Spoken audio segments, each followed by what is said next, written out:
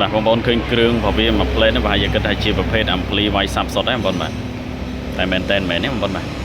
ជា ampli បាទវាយសាប់សង់បាទ ampli វាយសាប់សង់បានប្រភេទនេះគឺ ampli solo ខ្នាតធំហើយបងប្អូនអាចវាយសាប់សង់បានមើលតែគ្រឿងវាទៅដឹងបាទដុំភ្លើងពីរគ្រាប់ហើយកងដងធំធំហើយគ្រឿងណែនពេញល្អនេះបងប្អូនបាទថ្ងៃនេះគឺយើងហែកគ្រឿងបងប្អូនមើលអញ្ចឹងប្រភេទនេះគឺ 5500 វ៉ាត់ប្រភេទវាយ4 channel បងប្អូននេះហើយវាមាន voice 2គ្រាប់អញ្ចឹងវាការពារទៅលើការតខុសអីមួយក៏វាមាន voice ការពារផ្ដាច់ឲ្យដែរបាទអញ្ចឹងវាពិសេសអញ្ចឹងប្រភេទ ampli នេះគឺកម្លាំងរបស់វាគឺ 5500 វ៉ាត់ហើយបងប្អូនអាចវាយជាមួយនឹង solo បាទរហូតដល់ពី4គ្រាប់ទៅ6គ្រាប់ពេលនេះបងប្អូន4គ្រាប់ទៅ6គ្រាប់សម្រាប់បងប្អូនវាយ solo សុទ្ធបាទຂະຫນាត2ទឹកຂະຫນាតធំៗណាបាទហើយនឹងអីគួយ4គ្រាប់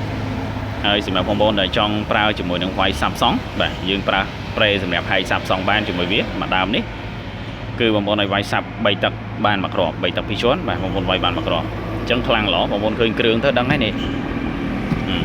គ្រឿងសឹងក៏ដូច ampli សាប់អញ្ចឹងបាទអញ្ចឹងសម្រាប់បងប្អូនដែលត្រូវការអាចតាក់ទងបានហើយតម្លៃវាសមរម្យដែរទេបាទអញ្ចឹងវាអេមបងប្អូនប្រើតែមួយប្រេមួយដើមមកបាទប្រេមួយដើមហើយនឹង ampli នេះអេមតែម្ដងបាទ5500បាទអញ្ចឹងសម្រាប់ការវាយ solo គឺវាយពី4ដល់6គ្រាប់ដឹងតែគួយ6គ្រាប់ដូចគ្នាបាទហើយបងប្អូនវាយសាប់មួយគ្រាប់បានបាទសង់មួយជាហៀងសាប់មួយជាហៀងពោនេះ4 channel យើងលៃមួយជាហៀងសាប់មួយជាហៀងសង់បាទអញ្ចឹងសម្រាប់បងប្អូនដែលកំងទិញបាទមានចម្ងល់អាចសួរបន្ថែមបានបាទអរគុណ